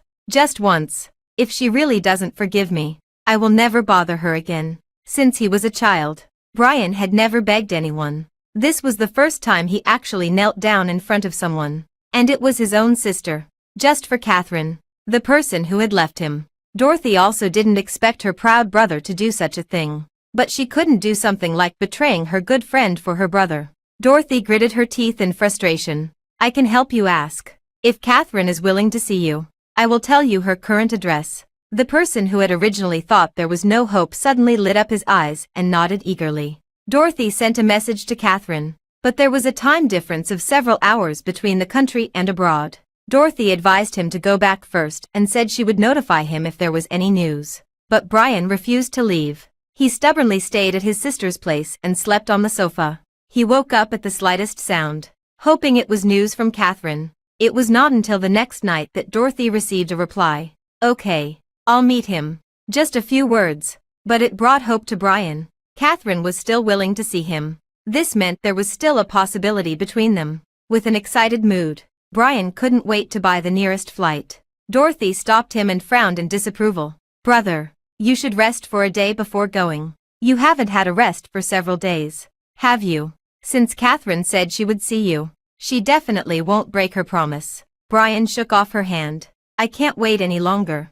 During the time Catherine left me, I've been thinking about her day and night. I just want to see her now. His eyes and brows were gentle, which made Dorothy very confused. Looking at her brothers hurrying back, she couldn't help but sigh softly. If I had known it would be like this, why did it have to be in the first place? Brother. However, Brian didn't hear these words. All his thoughts were on Catherine.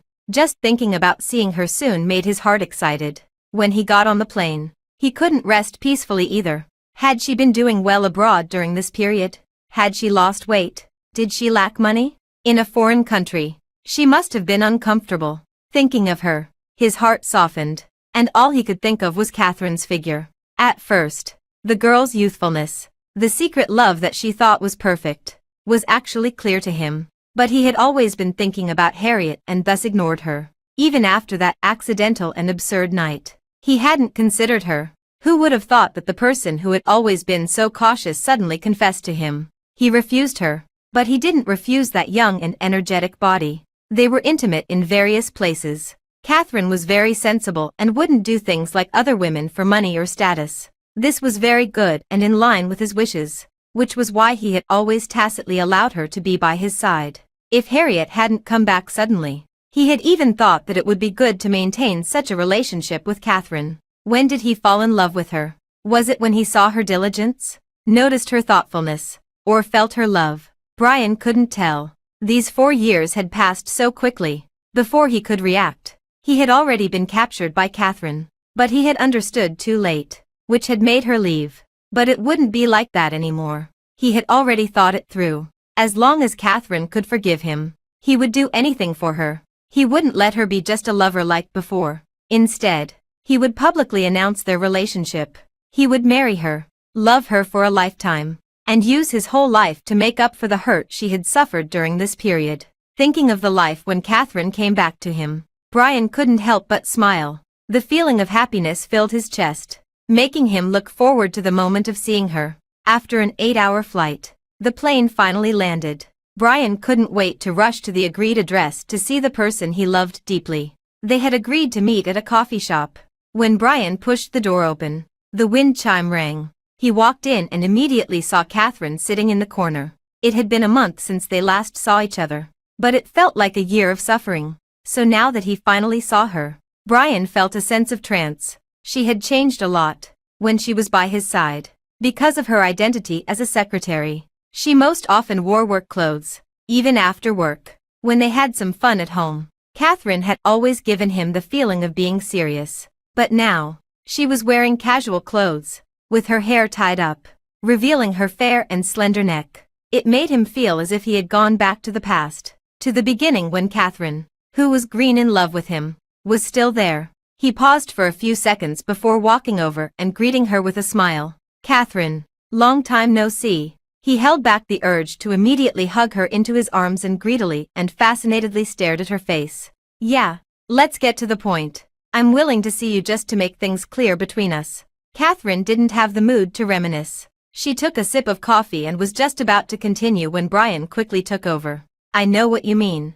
I was wrong before. I didn't recognize my true feelings, which allowed Harriet to hurt you. Catherine, I've just realized that I love you. The only person I truly love is you." He finished speaking in one breath, his eyes bright, looking forward to Catherine's response. In his imagination, since Catherine loved him so much, she would definitely forgive him and go back with him. But from beginning to end, the woman's expression didn't change. She pulled the corner of her mouth expressionlessly. "Brian, it's too late. Both your apology and your love. If you've finished speaking, then I'll leave. I don't think there's any need for us to talk." Brian's face changed.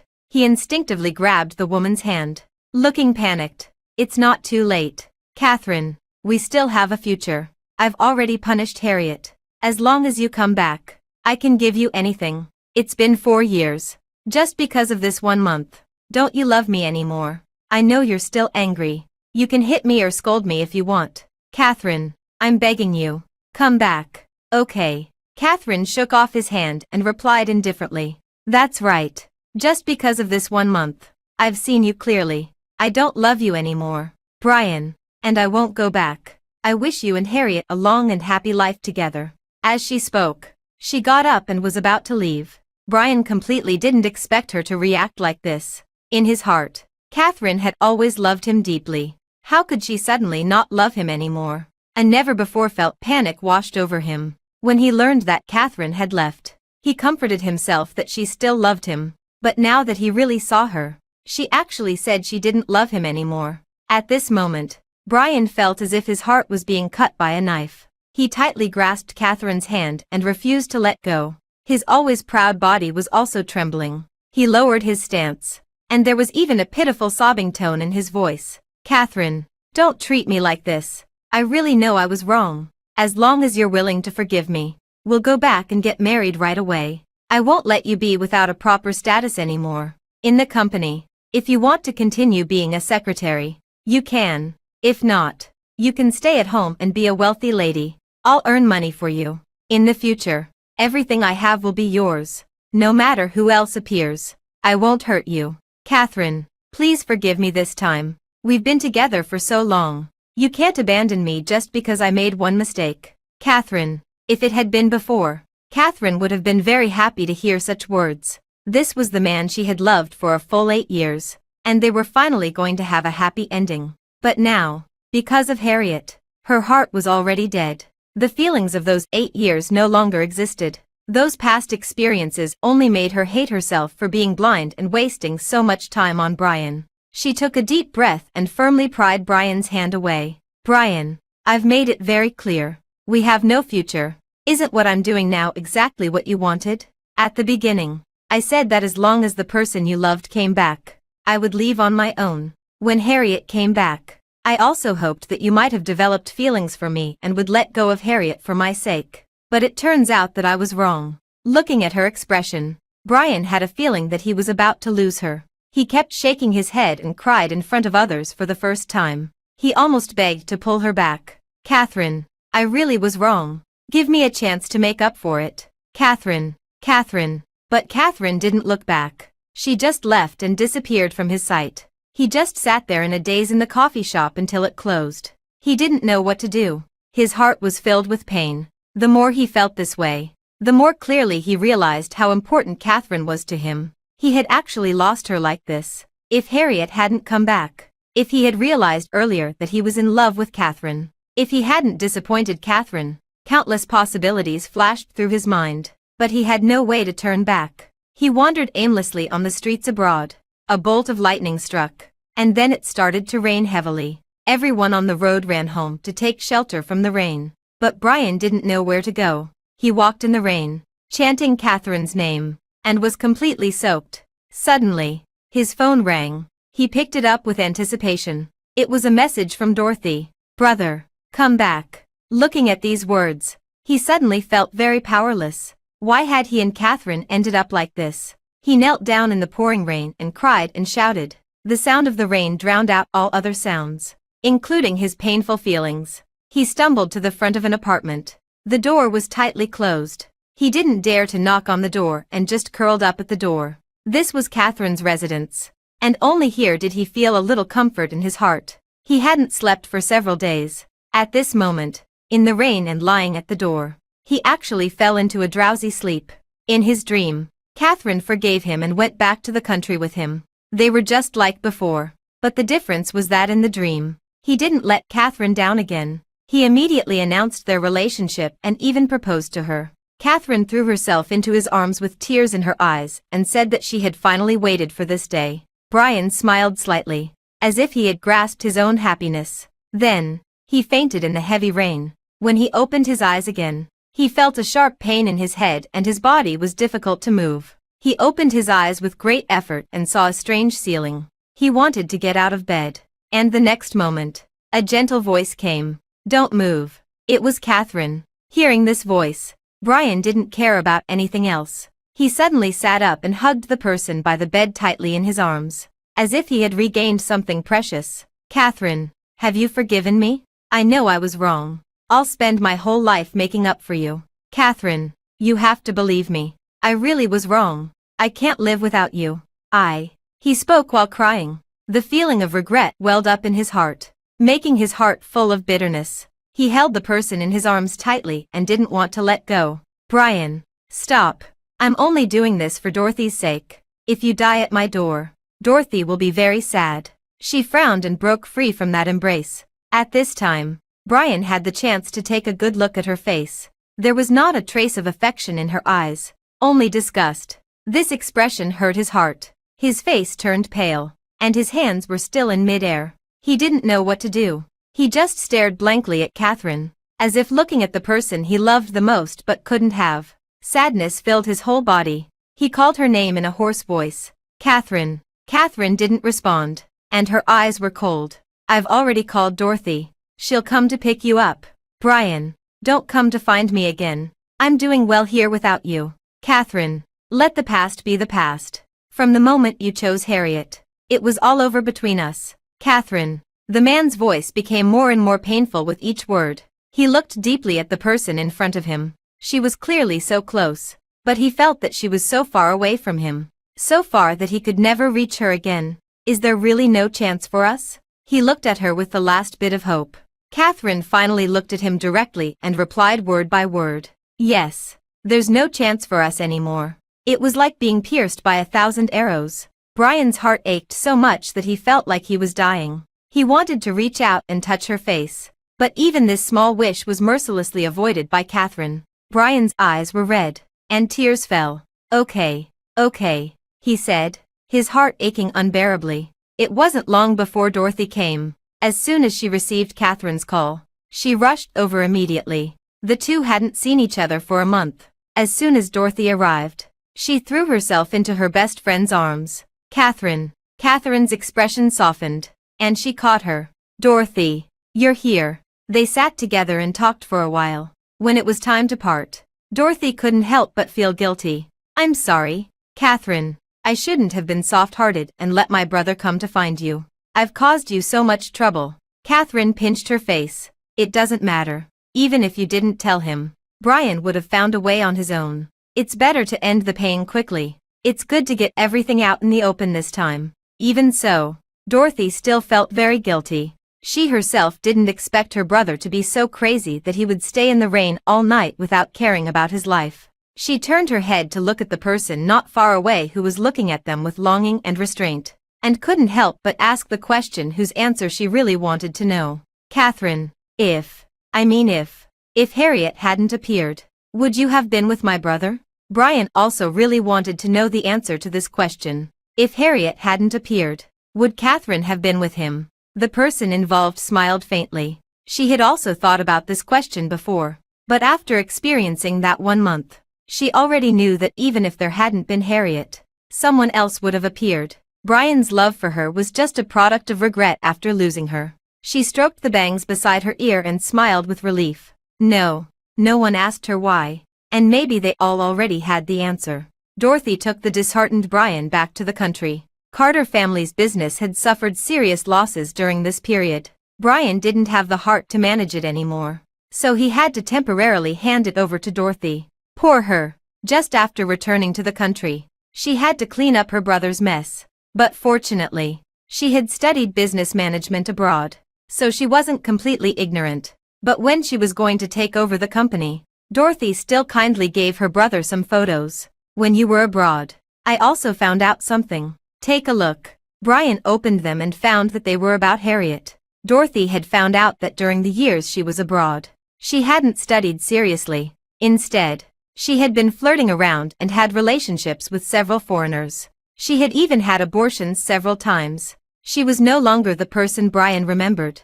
Come to think of it, what was she like before? Brian was slightly stunned and found that he couldn't remember what she looked like at the beginning. After 10 years of separation and reunion, that feeling of first love had long been worn away. Now, whenever he closed his eyes, only Catherine's face appeared in his mind, whether she was smiling or sad, vividly tugging at his heart. But after the next 10 years passed, could he really forget Catherine just like he had forgotten Harriet? There was a bit of hesitation and sadness in his heart, but the one responsible for all this was himself. He had clearly known what Harriet had done, but because of that vague feeling and the so-called love he kept talking about, for such a person, he had actually pushed Catherine away from him. Looking at those photos again, he felt no emotional fluctuations in his heart, as if his heart had died along with it. Thank you, Dorothy. I won't make you worry for too long. He thanked her in a hoarse voice. Suddenly, he thought of something and smiled at his sister.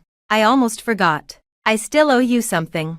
As he said that, he raised his hand and slapped himself hard in the face. With a heavy thud, that face immediately swelled up, scaring Dorothy. Brother, what are you doing? Brian swallowed the sweet taste of blood in his throat. I'm sorry for hitting you before. Sis, this is to pay you back. Dorothy frowned again, not knowing what to say. She raised her hand several times but then put it down. Finally, she let out a sigh. Forget it. As long as you don't act stupid again in the future. Maybe there will be another Catherine. You can't miss her then. Dorothy smiled and waved her hand.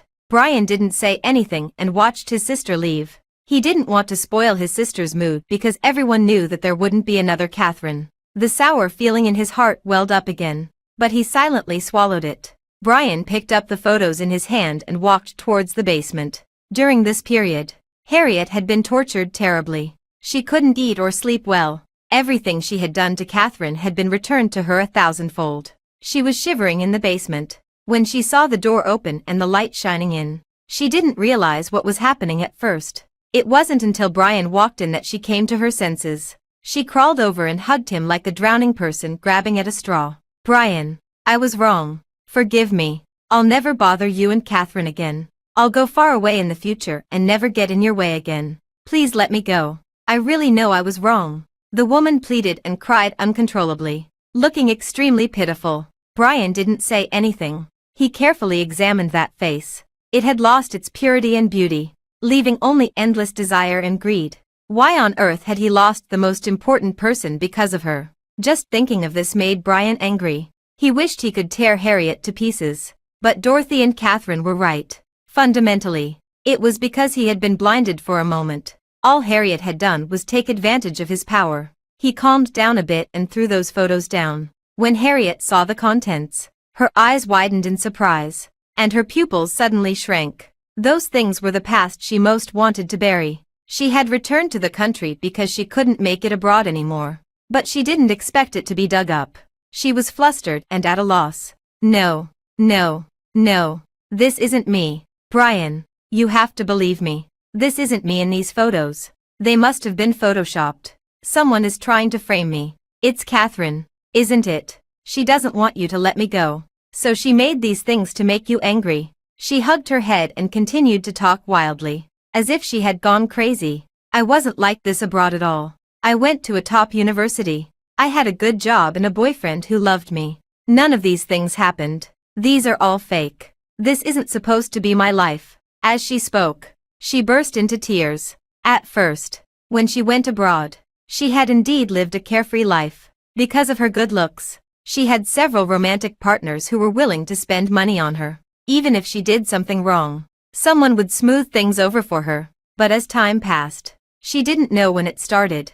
The people around her started leaving one by one. She didn't get her graduation certificate and could only buy a certificate from a third-rate school. She also encountered difficulties everywhere when looking for a job and couldn't support herself at all. As a last resort, she had to sell her body to win the favor of others. But soon, her reputation spread abroad, and she lost her place there. So she had to return to the country. At first, she was glad that there was still Brian in the country, waiting for her foolishly. But now, she realized that her life hadn't changed. Everything came at a price. She knelt down and sobbed, apologizing and kowtowing. Brian didn't show much expression throughout. He just looked at her. It wasn't until Harriet ran out of strength that he spoke. You can go.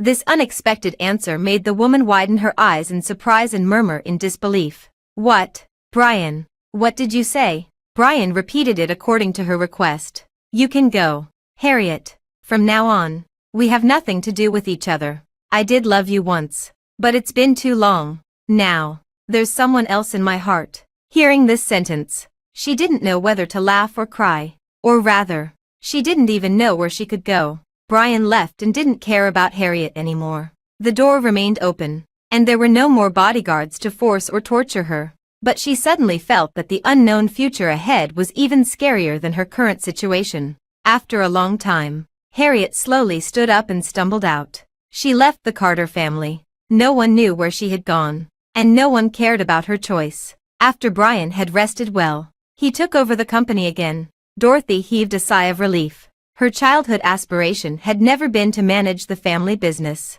She had her own dreams and plans. A year later, Dorothy received a text message from Catherine. Her good friend was getting married and had invited her to be a bridesmaid.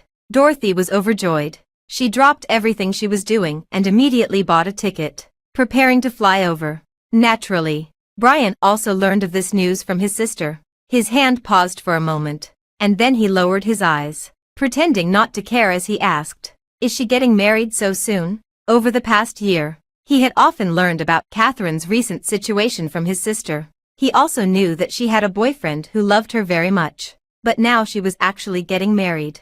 He couldn't quite describe the feeling in his heart. Brian only felt that his vision became blurred, and he couldn't see the words he was writing clearly. He heard a gentle voice coming from the other end of Dorothy's speakerphone. "Yes, it's time to get married. It's not easy to meet the right person, and I don't want to wait any longer." It was Catherine. Her voice was soft but filled with a smile. Just by listening, one could tell that she was very happy. Dorothy was packing her things while talking to her on the phone. "That's true. But are you guys going to settle abroad and not come back? You're making me run back and forth. You heartless girl didn't even come to see me." She scolded with a smile and quickly finished packing her suitcase. Then she turned around and waved at Brian. "I'm leaving, brother." Brian didn't say anything. It wasn't until Dorothy had walked far away, her back was no longer visible, and he could no longer hear the voice on the phone that he slowly put down the pen he had been using to approve documents and placed his palm against his forehead. Tears welled up and fell. His heart ached so much that he could barely breathe. So this was what it felt like to watch the woman he loved deeply marry someone else. He had truly lost Catherine. He trembled, unable to stop his painful tears, and wept bitterly in suppression. Another year passed, and Dorothy got married too. Catherine returned to the country and, as promised, served as her bridesmaid.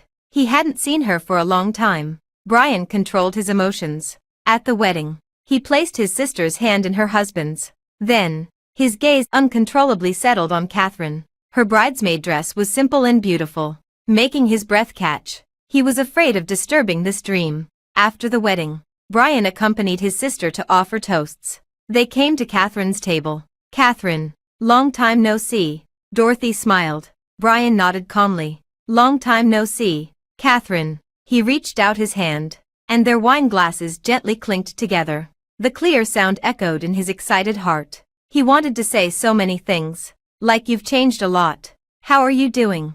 Are you happy? You." All those impulses stopped at the moment a man walked up. That was her husband. The man put his arm around Catherine's waist and took the glass of wine for her. It wasn't until an unexpected incident occurred, and Brian was drugged. Catherine's face turned slightly red, while Dorothy was extremely surprised. "You're actually pregnant. Catherine, why didn't you tell me? Don't you love me anymore?" Catherine quickly explained, with a hint of bashful shyness. "It's only been a month. I wanted to wait for a while until it was more stable before telling you. It's still too early now." Dorothy didn't agree with this. She immediately reserved the position of godmother. She gently and joyfully stroked Catherine's flat belly. Her husband's eyes were filled with tenderness and doting, and Catherine had a look of helpless happiness. The three of them were gathered together, while Brian felt like an outsider. It turned out that the best way to end things was to become strangers. He stared blankly at Catherine's happy face and gentle movements. Seeing her snuggle closely with her husband, his heart ached dully. He raised his wine glass and murmured to her, "Congratulations. You've finally found your own happiness." After saying that, he drained the glass in one gulp. For the first time, he realized that the wine was so pungent. He left silently, no longer disturbing them. A gust of wind blew. Catherine looked up and realized that there was no one in that position anymore. She was slightly dazed for a moment and then shook her head. Now, the most important people to her were already by her side.